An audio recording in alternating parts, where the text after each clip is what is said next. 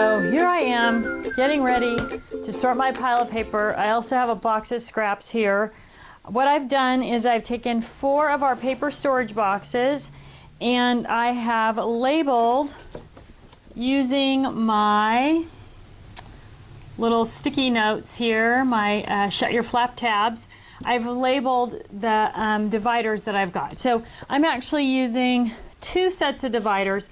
I have one that's themes and holidays, and I have the other one that's all labeled with basic colors. So what I'm trying to do, as you already know if you're taking the Get Organized Challenge, is really kind of pare down how much stuff that I've got and get rid of those papers that I'm never going to use, reorganize everything, and then be able to have all my crafting stuff in this one area.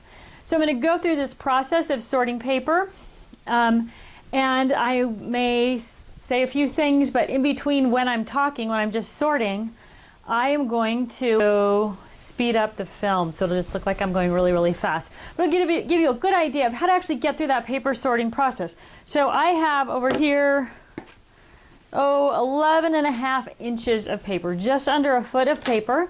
It is 25 after 1. So let's go through all this paper and see how long it takes me to sort. Now all of these papers are part of the same group. Also, I want you to notice I'm keeping papers that have the tab, the white tab at the top. I'm putting that white tab at the top in all, I'm putting everything in the same way, so the white tab is at the top. That's because this paper is 12 inches by 12.5 inches, and I want all the tall paper to be going the same way so that everything lines up on the same edge when I am finished in the box, right? So I don't have some tall, some long this way, and some long this way, right? Okay, so these are all the same. These are from the Erie collection from Basic Gray. So they're gonna obviously go in fall, but I'm gonna use my little labeling tab right here to mark that they're all one collection. And then if I find other parts of that collection as I go through, I'm going to be able to find that where the rest of it is and just add it. So this is Erie, E-E-R-I-E, right? So I'm going to add that. And the other thing that I'm going to do is this is a Halloween collection. And so I just have my my tabs here as winter, spring, summer, fall. So I'm going to also use a bigger tab. So I have 2 sizes here. And I am going to call this one Halloween.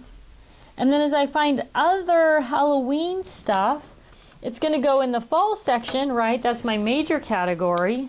But I'll be able to put other Halloween stuff. I'll be able to put it all together in one, one round of sorting here. So I'm going to go to fall, and then I'm going to put Erie, and then also on the same paper I'm putting the word Halloween. So I know if I have Thanksgiving and stuff going in, that it's going to go behind Halloween, and I'm going to tag it Thanksgiving. And conveniently enough, what we have right here, this Pyrus paper, this is a classic fall design, again from Basic Gray. So this is just going to go into fall. It's not really Thanksgiving-ish, right? It doesn't have turkeys and stuff on it. I'm just going to put it in the fall section. So that's going to go right behind the fall tab, but in front of the Halloween tab. Oh, look at this. More Halloween paper. So again, I'm lining up those extra bits so everything is going the same way. And then I can tag this also for the collection that it is, if that's important to me, to know that all of these things go together. And all the papers match, so I do kind of want to know this is all one collection, right? So I do have to put my glasses on because I don't know what this collection is called. It is called Candy Corn.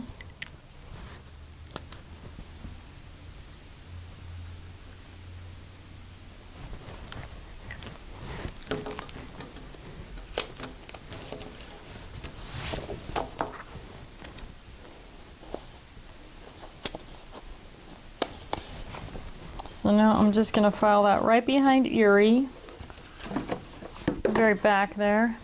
Oh, now I'm into rainbow, so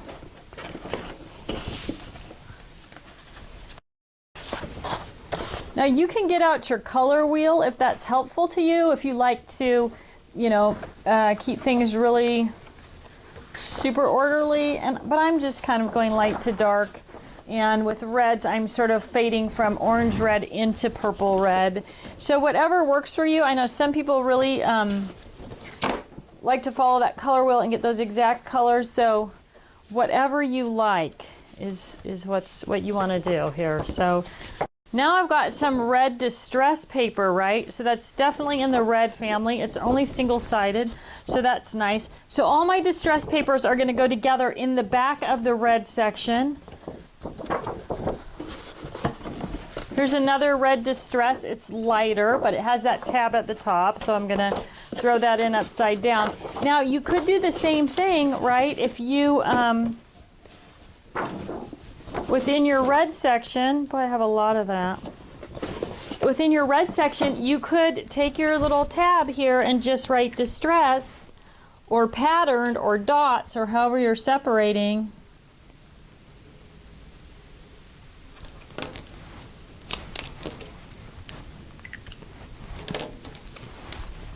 And the nice thing about using these repositionable tabs is that you can, depending on how you're going to put your paper in the box, you can rearrange them the angle that they're going at if you need to. What I've done here is I've got my little grab-a-roo gloves because the paper just dries your hands out, right? Now you know what I'm going to do? I'm going to move all of these things together in one box right now because I don't have enough paper in there for everything to be standing straight up. So as it gets more full, then I'll separate them out. More of the Erie collection. So you can see by putting those tags on as I'm coming across things that had been separated, now I'm able to add them into the collections that they belong to.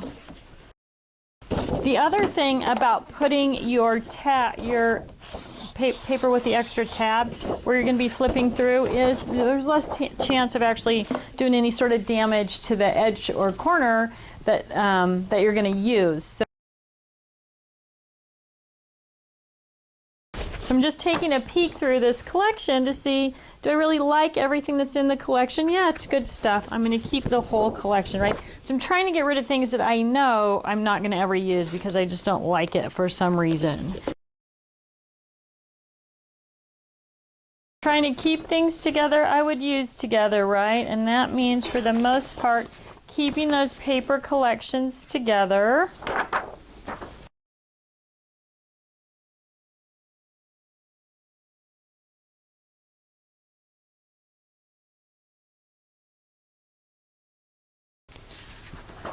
Okay, kind of ugly barbecue paper, kind of ugly words, not going to use that. Red and white check, okay, so this is barbecue paper on the back, but I'm never going to use that barbecue paper because it's ugly. But the red and white check I think is super cute. So I'm going to put the red and white check in the red patterns here. So I've got my distress and then patterns because that's where I'm going to use it.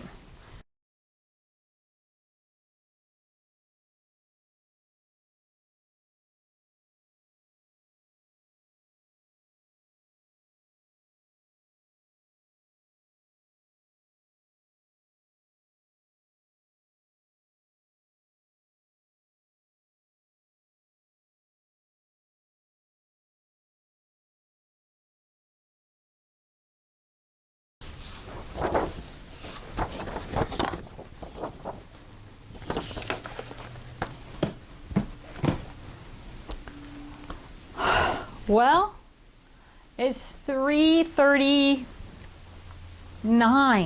and I've got through my whole pile. I still have my scraps to do, but for the short term, what I'm going to do is I'm going to take the boxes that I've sorted, and I've got my themes box, put it up here, and calendar year, and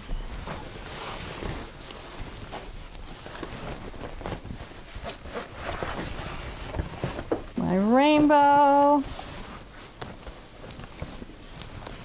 box there.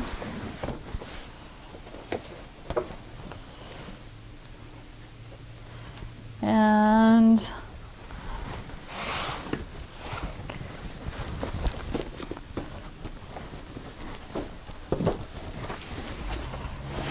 another rainbow, the last rainbow.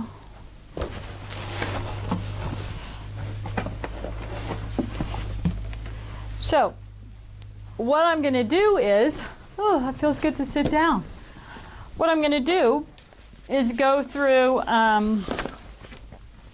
those boxes now, and I'm going to separate out like collections of things and put them on my scrap rack more than likely.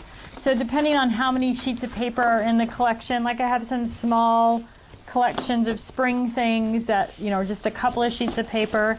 Those are probably going to end up right in my scrap rack. So anything that's kind of big, maybe like, as you noticed, my travel section is quite big. I will pull that out and put it in the travel section in my scrap rack. So I'm going to do, and I'm going to do the same thing with my scraps. I'm going to sort them by color or theme or whatever they are, and then those are going to go also in my scrap rack. So after I get this stuff cleaned up right here, my purge stuff, I have to choose an ugly paper. This one's pretty ugly, right? That's pretty ugly. So, sorry, I probably didn't give you a good enough look. It's pretty ugly. It's like orange and dirty. I don't know what the color is, but it's not very attractive. And it probably was gorgeous when I bought it. I'm sure when I bought it, I thought this is the greatest thing ever. But when you hang on to things for a long time, those colors and styles change, right? So I'm sure. And then these things are going to go in my scrap rack also. I'm just going to pile these to the side for right now, or they're going to go in special folders, right, because they're delicate things, maybe some vellum words and stuff. So I'm just going to set this aside for the moment.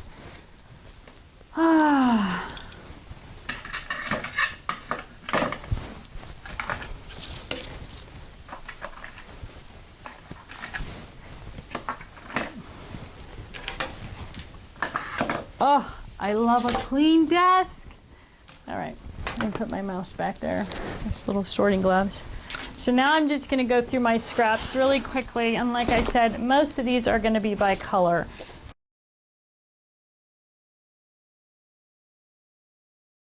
I keep a lot of black scraps because black is hard to come by, right? It's hard to find good black paper, so I do tend to keep my black scraps.